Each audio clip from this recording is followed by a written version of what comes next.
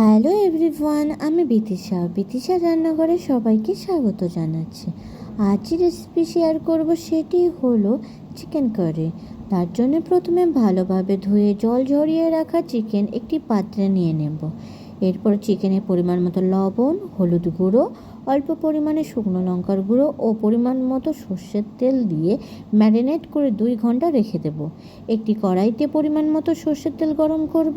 তেল গরম হলে দিয়ে দেব অর্ধেক করে কেটে রাখা আলুগুলো ভালোভাবে ভেজে নেব। আলুগুলো ভালোভাবে ভাজা হলে এক এক করে তুলে নেব।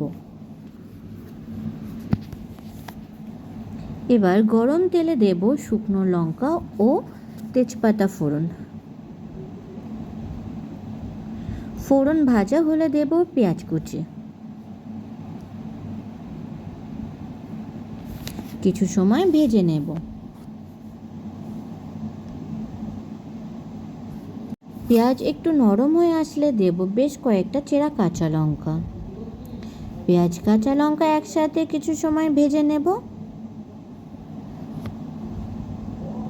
পেঁয়াজ কাঁচা লঙ্কা ভালোভাবে ভাজা হলে দেব রসুন বাটা 2 চামচ, 1 চামচ আদা বাটা। আদা, রসুন, পেঁয়াজ কাঁচা লঙ্কার সাথে মিশিয়ে নিয়ে কিছু সময় কষে নেব।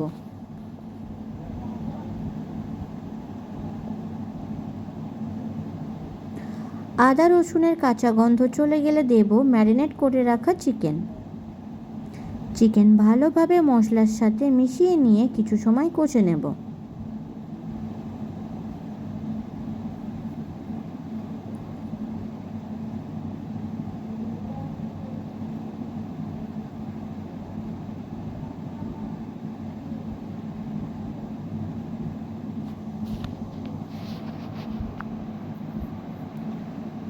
কিছু সময় কষার পর দেব টমেটো কুচি।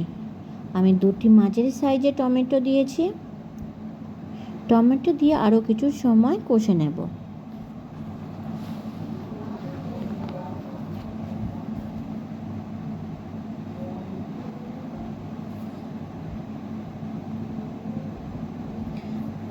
টমেটো অনেকটাই গলে গেছে। বারবার নাড়াচাড়া করতে হবে।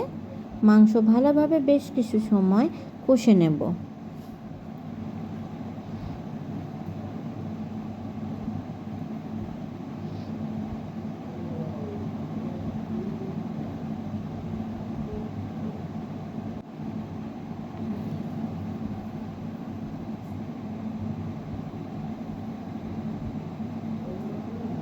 কিছু সময় কষার পর দেব 2 চামচ জিরে গুঁড়ো, 1 চামচ ধনে গুঁড়ো, হাফ চামচ মরিচ গুঁড়ো, 1 চামচ শুকনো লঙ্কার গুঁড়ো।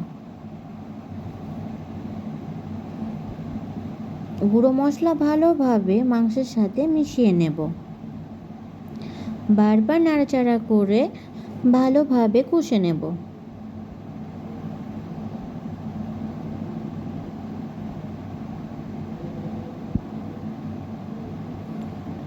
ভালোভাবে কষা হলে দেব ভেজে রাখা আলু।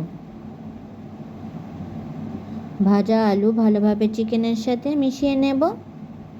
আলু চিকেন আরও কিছু সময় কষে নেব। কিছু সময় পর দেব গরম জল। ভালোভাবে ঝোল নাড়াচাড়া করে নেব।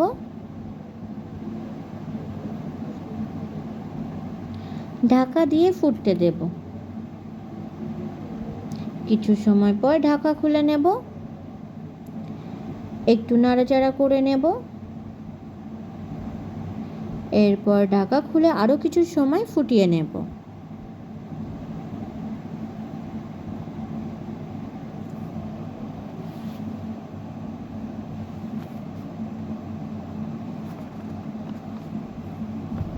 মাঝে মাঝে একটু নাড়াচাড়া করে নিতে হবে, না হলে তলায় লেগে যেতে পারে। মাংস ভালোভাবেই ফুটছে। দিয়ে দেব হাফ চামচ গরম মশলার গুঁড়ো ভালোভাবে ঝোলের সাথে মিশিয়ে নিয়ে ধনেপাতা কুচি দিয়ে দেব। তৈরি হয়ে গেছে চিকেন কারি। ভিডিওটি কেমন হয়েছে অবশ্যই কমেন্ট করে জানাবেন। আর ভিডিওটি যদি আপনাদের ভালো লাগে তাহলে চ্যানেলটিকে সাবস্ক্রাইব করতে একদম ভুলবেন না। ধন্যবাদ।